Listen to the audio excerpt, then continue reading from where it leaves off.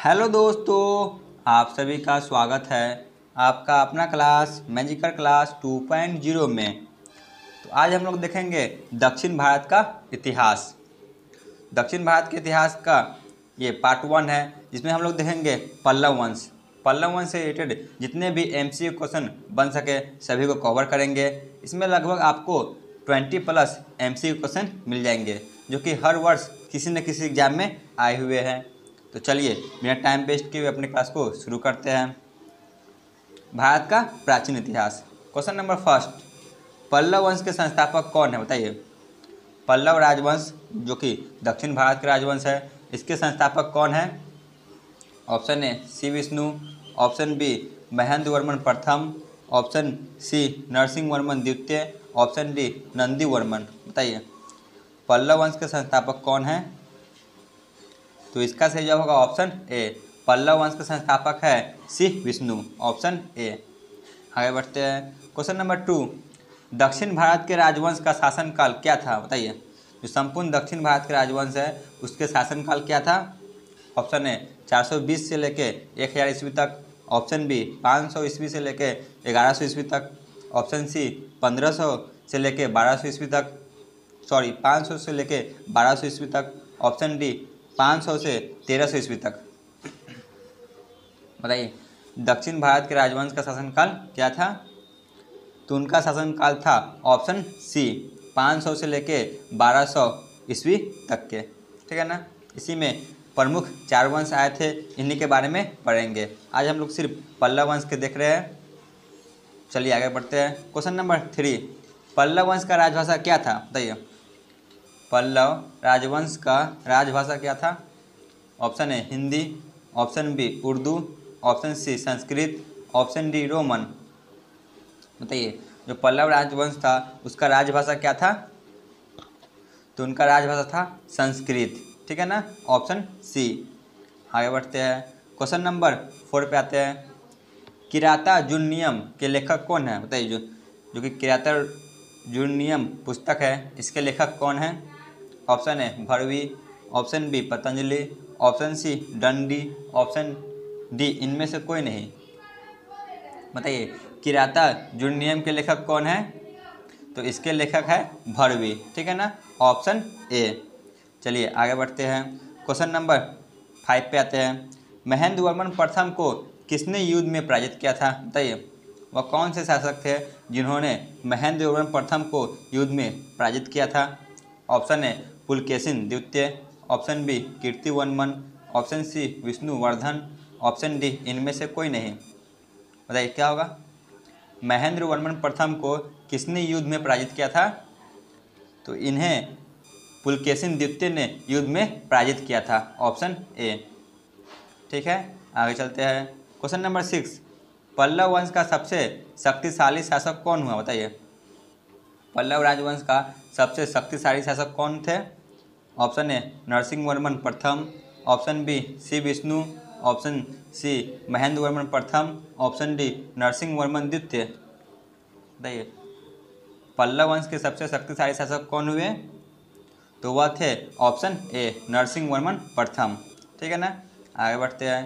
Question number 7, Pallav वंश ने अपनी राजधानी किसे बनाया बताइए। जो पल्लव राजवंश थे उन्होंने अपनी राजधानी किसे बनाया था? ऑप्शन ए कर्नाटक को, ऑप्शन बी आंध्र प्रदेश को, ऑप्शन सी कांचीपुरम को, ऑप्शन डी इनमें से कोई नहीं। बताइए पल्लव वंश ने अपनी राजधानी किसे बनाया था? तो इन्होंने अपनी राजधानी कांचीपुरम को बनाया था, ऑप्शन सी। मोस्ट VVI है, कितने बार ही एग्जाम में पूछा गया है। आगे बढ़ते हैं। क्वेश्चन नंबर 8, मतविलास प्रहसन की रचना किसने किया था बताइए। जो मतविलास प्रहसन है उसकी रचना किसने किया था? Option A Simhavishnu, option B Mahendra Varman प्रथम, ऑप्शन सी नरसिंह वर्मन द्वितीय, ऑप्शन डी नंदी वर्मन। बताइए मतविलास प्रहसन की रचना किसने किया है? तो इसकी रचना किया है ऑप्शन बी महेंद्र वर्मन प्रथम ने। ठीक है ना, ऑप्शन बी। आगे बढ़ते हैं। क्वेश्चन नंबर 9 पे आते हैं। पुलकेशिन द्वितीय को युद्ध में किसने पराजित किया बताइए। जो पुलकेशिन द्वितीय थे इन्हें युद्ध में किसने पराजित कर दिया? पहले तो पुलकेशिन द्वितीय ने महेंद्र वर्मन को पराजित किया था। बाद में इसे किसने पराजित किया? ऑप्शन ए नरसिंह वर्मन प्रथम ने, ऑप्शन बी सी विष्णु ने, ऑप्शन डी महेंद्र वर्मन प्रथम ने, ऑप्शन डी नरसिंह वर्मन द्वितीय ने। बताइए क्या होगा? पुलकेशिन द्वितीय को युद्ध में किसने पराजित किया? तो इसे नरसिंह वर्मन प्रथम ने पराजित किया। ठीक है ना, क्योंकि यह पूरे पल्लव वंश के सबसे शक्तिशाली शासक थे। आगे बढ़ते हैं। क्वेश्चन नंबर 10, रथ मंदिर की संख्या कितनी है? बताइए, जो रथ मंदिर है उसकी संख्या कितनी है? Option A 4, option B 5, option C 6, option D 7। तो इसका सही जवाब होगा ऑप्शन डी, रथ मंदिर की संख्या 7 है। सबसे छोटी रथ मंदिर द्रौपदी रथ मंदिर है।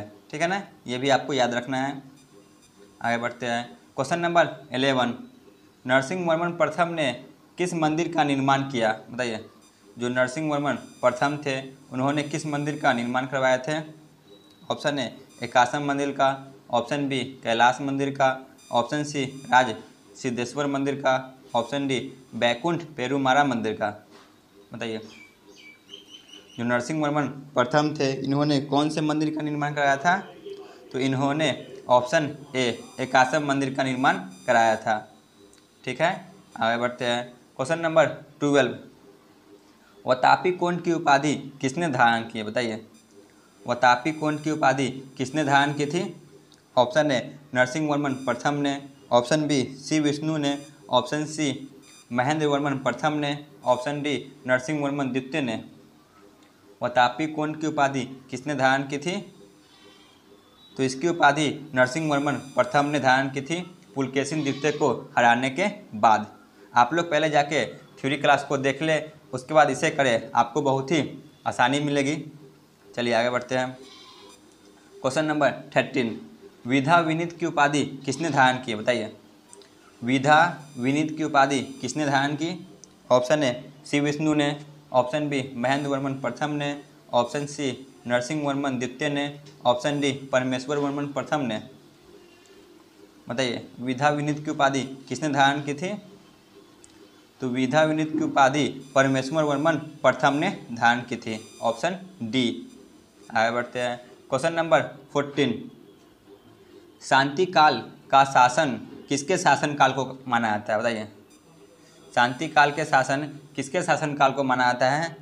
ऑप्शन ए नरसिंह वर्मन प्रथम के, ऑप्शन बी सी विष्णु के, ऑप्शन सी महेंद्र वर्मन प्रथम के, ऑप्शन डी नरसिंह वर्मन द्वितीय के। बताइए, किसके शासन को शांति काल के शासनकाल माना जाता है? तो इसका सही जवाब होगा ऑप्शन डी, नरसिंह वर्मन द्वितीय के शासनकाल को। ठीक है ना, आगे चलते हैं। क्वेश्चन नंबर 15, कांचीपुरम में कैलाश मंदिर का निर्माण किसने करवाया? बताइए, जो कि कांचीपुरम में कैलाश मंदिर है उसका निर्माण किसने करवाया था?